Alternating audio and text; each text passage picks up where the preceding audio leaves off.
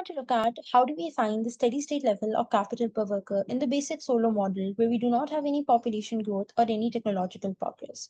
For this, we begin with a capital accumulation equation in the per worker terms, which is given to us as change in capital per worker, which is what we see over here on the left-hand side, is equal to investment per worker minus depreciation per worker. Now, in this basic Solow model, the steady state is where the amount of capital per worker is constant.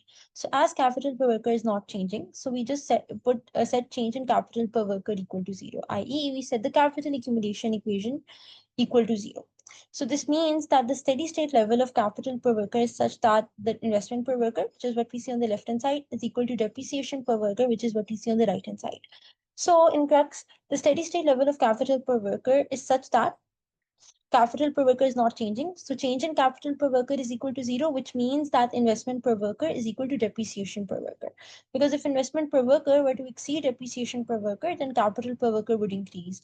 But if depreciation per worker were to exceed investment per worker, then capital per worker would decrease. So the steady state level in this basic Solow model is where investment per worker is just exactly equal to depreciation per worker.